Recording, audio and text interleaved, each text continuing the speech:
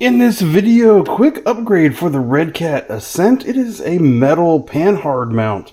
Now there's a few folks out there, if you look online, who have broken the factory plastic one. I have not yet, but they offered this upgrade part and I'm a sucker for them. So for the couple dollars that it costs to get this aluminum piece, we're going to bolt it on and add a little bit of red bling here on our Redcat Ascent Fusion.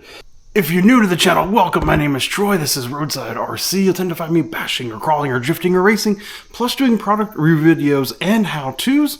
Let's start by getting this body off, probably some of the wheels off, and looking at what it's going to take to get the factory part out of there. To put this piece on, you only need a few simple parts. I have a 7mm box wrench to get the wheels off the truck. I have every screw is a 2mm, so I have my MIP 2mm speed tip inside my electric screwdriver. I have a magnetic tray to hold the screws so I don't lose them. And I have the aluminum Panhard mount, RER 30583. This is all you need in order to do this upgrade.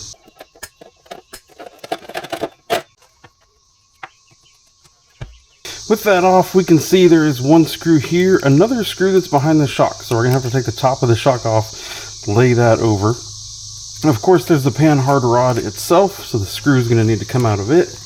But then when we flip it over, not sure if you can see it here, but there's also another screw behind that Panhard rod itself as well. So we're going to start by getting the shock undone and the Panhard rod off of there.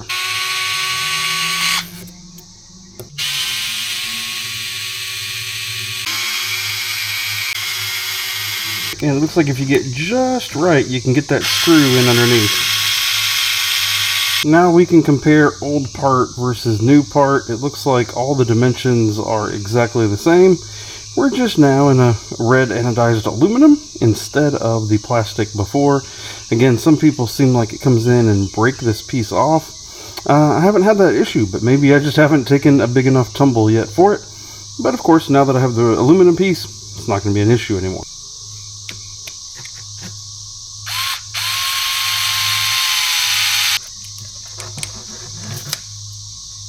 Now, since this screw is going to be screwing into the aluminum on the back side here, I am going to use some blue thread locker on it because I don't want to lose it while we're out crawling around in the field.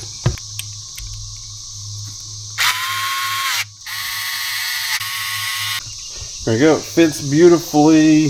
Looks like it doesn't change anything as far as chassis dynamics or operation or anything, but should add some strength and a little bit of extra red bling there on the truck as well. The truck is all back together, ready to get back out there on the rocks with just a little bit of extra strength. I hope this video was useful for you. If you have any questions about what I did or how I did it, please leave them down in the comments below. If you are curious about anything else that I've done with the Redcat Ascent, there'll be a playlist popping up over here to your right. I hope to see you there. Thank you and goodbye.